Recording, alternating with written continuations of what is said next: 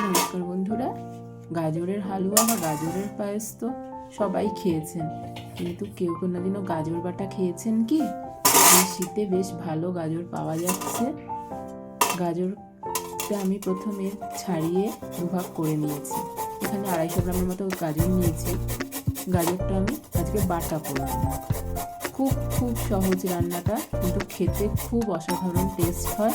এবং গরম গরম ভাতের সাথে যদি একটুখানি গাজর বাটা পাওয়া যায়, ব্যাস আর কথাই হবে না। প্রথমেই কি করতে হবে, গাজরটাকে ভালো করে গ্রেট করে নিলাম। এবার গ্যাস জ্বালিয়ে নিচ্ছি। গ্যাসে কড়াই বসিয়ে দিলাম।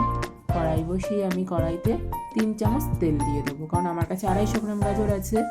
আপনারা যদি আরেকটু কম গাজর নেবেন তাহলে একটু কমও তেল দিতে পারেন। খুব যে বেশি তেল লাগে তা না, তবে হ্যাঁ, এই তেল একটু কিন্তু দিতে হবে। এখানে 3 চামচ তেল দিয়ে দিচ্ছি। তেলটা আমার একটুখানি গরম হয়ে গেলেই তেলের মধ্যে আমি প্রথমে দিয়ে দেব কালো জিরে আর একটা শুকনো লঙ্কা। কালো জিরে আর শুকনো লঙ্কাটা একটু গরম হবে, তারপরে আমি কতগুলো রসুন এদিকে থেতো করে নিচ্ছি। এখানে প্রায় 15-16 কোয়ার মতো রসুন নিয়েছি। রসুনটা ভালো করে একটু থেতো করে নিতে হবে। আপনারা চাইলে আমল দিস্তা দিয়েও করতে পারেন। আমার কাছে এটা সহজ হয়, তাই আমি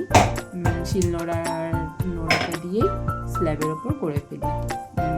আপনারা কিন্তু রসুনটা খুব ভালো করে থেতো করবেন, আর রসুন কিন্তু একটু বেশি পরিমাণেও লাগবে, কারণ রসুনের গন্ধটা খুব সুন্দর যাবে এই গাজর বাটার সাথে। কেউ কোনোদিনও এটা যদি না খেয়ে থাকেন, অবশ্যই একবার করবেন। শীতকালে দুপুরবেলা গরম ভাতের সাথে এই রেসিপিটা কিন্তু অসাধারণ। আমার রসুনগুলো হয়ে গেছে থেতো করা। রসুন আমি অলরেডি কড়াইতে দিয়ে দিয়েছি। এই দেখুন, রসুনটা এরকম একটু লাল লাল করে কিন্তু ভেজে নিতে হবে। রসুনটা আমার লাল লাল করে ভাজা হয়ে গেছে। শুকনো লঙ্কা দিয়েছিলাম, এবার 2 কাঁচা লঙ্কা চিড়ে দিয়ে দিলাম। আর বেশি কিছু দিতে হবে না। দেব 2 চামচ নুন আর 1 চামচের মতো হলুদ গুঁড়ো। নুন আর হলুদ গুঁড়োটা দেওয়া হয়ে গেলে তারপর আর বেশি কিছু কাজ থাকবে না। আমি গাজরটাও দিয়ে দেব।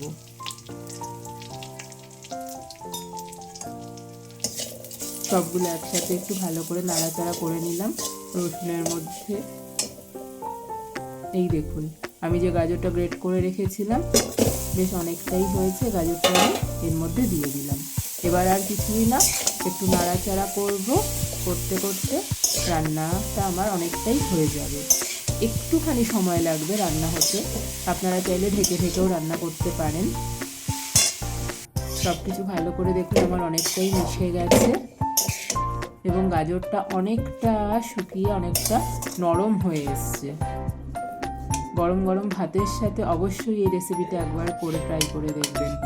আমি কথা দিচ্ছি, খেতে কিন্তু অসাধারণ লাগবে, খুবই ভালো লাগবে খেতে। আজকে আমার গাজর বাটার রেসিপিটা কমপ্লিট। আপনারা যারা এখনও খাননি, অবশ্যই একবার এই শীতে গাজরটা বেশ সুন্দর পাওয়া যাচ্ছে, করবেন, করে খেয়ে দেখবেন। গরম ভাতের সাথে আমি কথা দিচ্ছি খেতে কিন্তু খুব সুন্দর লাগবে। আমার গাজর বাটা রেডি। চলুন আর কি, এরপরে ভাত নিয়ে বসার পালা। নমস্কার।